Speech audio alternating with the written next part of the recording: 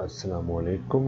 आज जो हम सवाल सॉल्व करने जा रहे हैं उसमें हमें बताया गया है कि दो फोर्सेस हैं, उनमें से एक का मैग्नीट्यूड दूसरी फोर्स के मैग्नीट्यूड से डबल है। अब इन दोनों फोर्सेस की वजह से एक थर्ड फोर्स या रिजल्टेंट फोर्स वजूद में आती है जो परपेंडिकुलर है स्मॉलर फोर्स के। तो वो क्या एंगल है जो स्मॉलर फोर्स और बड़ी फोर्स के दरमियान होगा। अब हमें मालूम है बड़ी फोर्स का मैग्नीट्यूड इक्वल है स्मॉलर फोर्स के मैग्नीट्यूड के डबल के।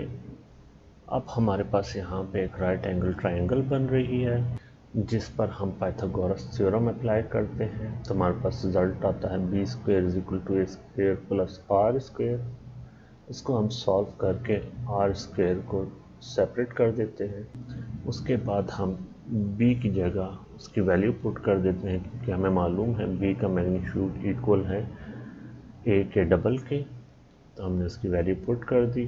उसके बाद हम इस इक्वेशन को सॉल्व करके r की वैल्यू फाइंड कर देते हैं जो कि इक्वल होगी r is equal to √3a के। ये हमारे पास रिजल्टेंट की वैल्यू आ गई। अब हम अगर ट्रायंगल की तरफ देखें तो ट्रायंगल में एक एंगल बन रहा है थीटा। इस एंगल थीटा के मुताबिक tan थीटा इक्वल होना चाहिए परपेंडिकुलर अवर बेस के। परपेंडिकुलर यहाँ पे हमारे पास रिजल्टेंट है और बेस हमारे पास यहाँ पे स्मॉलर फोर्स या वेक्टर है। तो हमने यहाँ पे लिख दिया tan theta is equal to perpendicular over base is equal to r over a। अब हम r की जगह उसकी वैल्यू पुट कर देते हैं। r की जगह वैल्यू पुट करने के बाद a से कैंसिल आउट हो जाएगा।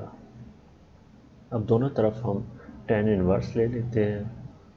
√3 का जो tan इनवर्स है वो इक्वल होता है 60, यानी कि जो यहाँ पे ट्रायंगल के में एक थीटा एंगल जो बन रहा है वो इक्वल है 60 डिग्री के। लेकिन ये वो एंगल नहीं है जो वेक्टर a और वेक्टर b के दरमियान बन रहा है। उसकी वजह यह है कि वेक्टर a हॉरिजॉन्टल एक्सिस यानी x एक्सिस के बिल्कुल पैरेलल है, यानी कि जो a वेक्टर है वो 0 डिग्री एंगल बना रहा है x एक्सिस के साथ, और x एक्सिस के साथ b वेक्टर या b फोर्स जो है वो कोई एंगल बना रही है जिसे हम फाई कह देते हैं। अब हमें मालूम है कि वेक्टर a या x एक्सिस या एक लाइन पे जो टोटल एंगल बन रहा होता है किसी एक साइड पे वो 180 डिग्री के इक्वल होता है।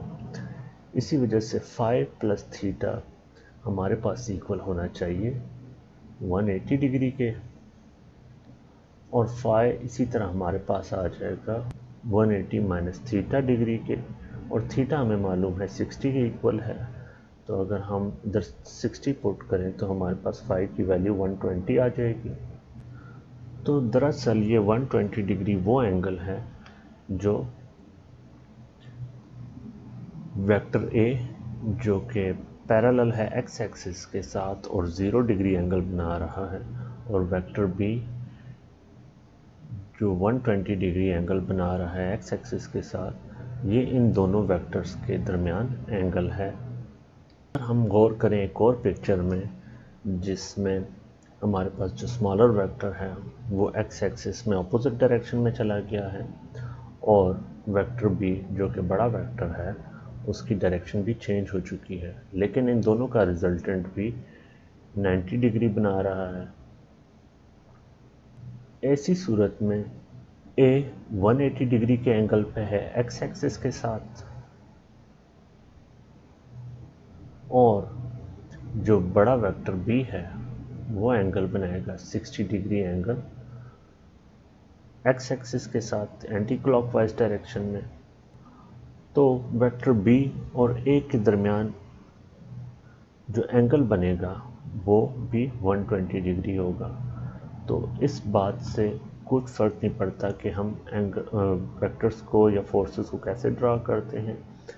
अगर दो फोर्सेस कुछ इस तरीके से आपस इन कंडीशंस को सेटिस्फाई कर रही हैं जो कि हमें सवाल में बताया गया है कि एक फोर्स जो या वेक्टर जो है वो डबल है दूसरी फोर्स या वेक्टर के, और इनका रिजल्टेंट 90 डिग्री के एंगल पे है स्मॉलर फोर्स या वेक्टर के। तो ऐसी सूरत में जो दो वेक्टर्स हमने लिए हैं ए और बी, जिनका मैग्नीट्यूड बी का डबल है ए से, तो बी और ए के दरमियान जो एंगल बनेगा वो हमेशा 120 डिग्री ही बनेगा।